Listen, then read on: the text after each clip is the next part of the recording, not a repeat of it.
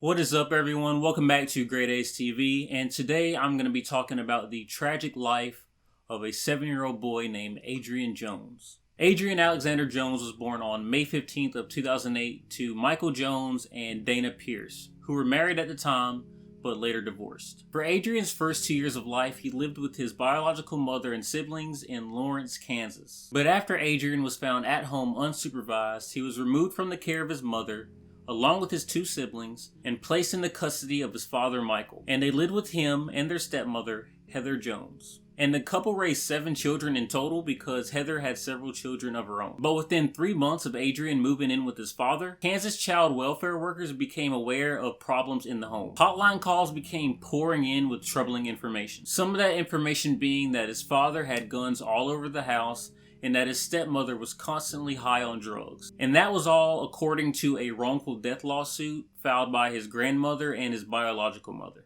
But while child welfare workers in Kansas were looking into the family and investigating the family, they moved to Missouri, where hotline calls continued to be made. And in 2013, police actually started an investigation of the family after Adrian was reported to have been getting abused by his father. And records show that Adrian himself actually opened up to child welfare workers about the abuse. In a July 2013 interview with a Missouri Children's Division worker and a police officer, Adrian, then age 5, said his father would kick him so violently in the back of the head that a little bone come out. Adrian also said, "My dad keeps hitting me in the head and punches me in the stomach, and my mom keeps pulling on my ears and it really hurts. Mom and dad lock me in my room by myself.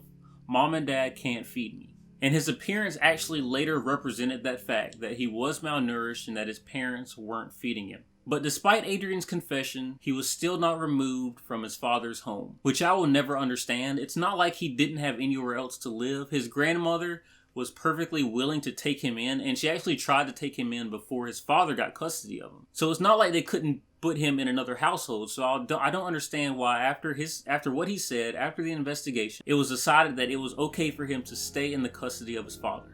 But for a period of several months in 2014, Adrian was placed in a residential treatment center in Grandview, Missouri, having been diagnosed with post-traumatic stress disorder. And again, I don't understand how you can diagnose a 5-year-old child with post-traumatic stress disorder, but still leave him in the care of the people who have probably given him that post-traumatic stress. I don't understand what was going on at all. Later in interviews, Child Protective Services said that they couldn't properly investigate what was going on with Adrian because his family kept moving from Missouri to Kansas. So every time they moved, the investigation basically started over. But for me, that's still not an excuse for why this child was still left in the care of a father who was obviously abusing him. And he was later discharged from the facility in September of 2014 on the one condition that his father and stepmother follow an aftercare plan and enroll him in school and in therapy. And I probably didn't mention this earlier, but the reason they were able to get away with all the abuse that they were giving to Adrian is because they homeschooled him. So him and the other children basically never went out into the world. They were in that house. But even with all that being said, it has been stated that Adrian was the only child in that house being treated the way he was being treated. And the wrongful death lawsuit that I mentioned earlier actually alleges that the center didn't even follow up on Adrian after he was discharged. So obviously the abuse continued, and the situation for Adrian actually worsened. The abuse and torture was 24 hours a day for him. They didn't stop when they slept. They didn't let him sleep. He was up all night stealing food, foraging around the house. There is picture and video evidence of Adrian being forced to stand in a dirty pool located behind the house with water up to his neck for who knows how many hours. Pictures also show Adrian being forced to stand straight with kitchen boards bandaged to his front and back. Heather also routinely called Adrian the boy instead of using his real name, and strapped him to an inversion table and left him there for hours at a time. And there are actually videos that show Adrian after he was let out of the inversion table, and there was so much blood in his legs that they were swollen probably 2 times what they normally should have been. Adrian is also seen on footage walking handcuffed on the driveway, forced to eat food off the ground with his mouth, because he had no other way to eat. They basically didn't even treat Adrian like a person. And just over a year after Adrian was released from the treatment center, he died. And on September 28th of 2015, Adrian died starved and abandoned spending the last few days of his life locked to a shower stall behind a wooden door. His body was then left there for 2 weeks while his father tried to figure out a way to get rid of his body. So 2 weeks after Adrian died, his father took his body and fed it to pigs that he recently purchased in an effort to hide any evidence of Adrian's body. So even after killing his own son, Michael still felt that Adrian was unworthy of the tiniest of human rights, a proper burial.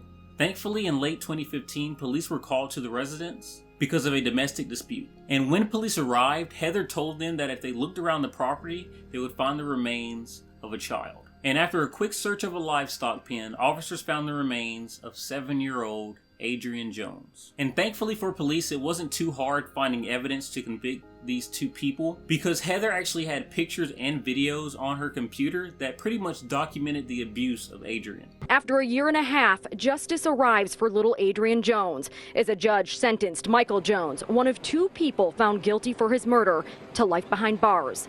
It's a punishment not nearly as harsh as the one his 7-year-old son was forced to live every day until his death. So a little while later, Michael and Heather both pled guilty in separate trials to the first-degree murder of Adrian Jones. And they are both sentenced to life in prison with the possibility of parole in 25 years. But even after pleading guilty, they both refused to accept their guilt. Michael claims that his lawyer forced him to plead guilty to the murder of his son, and that he had absolutely nothing to do with Adrian's death. Heather, on the other hand, claims that Michael was very abusive and that she actually tried to protect Adrian. I've said this before, and I'll say it again. If you're in a house where someone is being abused and treated the way that Adrian was being treated, and you don't do anything, you are guilty as much as the person who did it. So even though there is evidence that she actually did hurt Adrian, even if she didn't, she still deserves life in prison for just being a part of that home and letting that happen to Adrian. I just don't understand how they could both convince themselves that neither of them had anything to do with Adrian's death. It makes 0 sense to me. And after looking at those pictures, it's almost hard to believe that people like this even exist in this world. And I don't know if I mentioned this earlier, but a lot of the pictures of what was happening to Adrian were released to the public. And there are several articles that have a lot of those pictures. I included a couple of them in this video, but there are a lot that I left out. But if curiosity gets control of you and you do want to look and see more of the abuse that happened to Adrian, there are links in the description to articles that have those pictures. I wouldn't click on it. If you do want to, they are there for you, so you can do whatever you want with that. But like I was saying, it's absolutely terrifying to think that people like this exist in this world, and that there are probably a lot of people like this out there that haven't been caught yet, that are doing the exact same things that Heather and Michael did to Adrian to other kids. And this story definitely made me take a step back and just appreciate the childhood that I had. I never thought that I had like a bad childhood or anything, but reading this story made me just sit back and say, wow, I am just extremely lucky. And I'm sure you guys are feeling the exact same way after hearing about this case. It's so sad to think that Adrian had no chance at life. His father Michael and his stepmother Heather took any chance he had to being anything in life away from him. A completely innocent 7-year-old child who did nothing wrong. To think that he was put through such horrible abuse is just extremely saddening to think about. No one in this world deserves to be treated the way he was treated, except probably Michael and Heather, who treated him that way. They deserved to be treated the exact same way he was, but they are the only ones probably. I do believe that Child Protective Services did let him down in this case. They had investigations. They had his own word that he was being abused, and they still weren't able to take him from his home.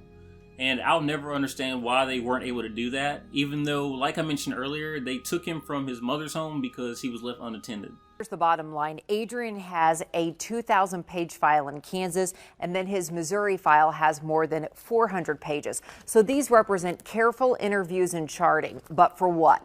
He lived the last 9 months of his life in a shower, and he died there. So if he can be taken for that, why can't he be taken away from his father after being abused? It makes no sense to me whatsoever. But that's where I'm going to end this video. So make sure to like, comment, and subscribe if you haven't already.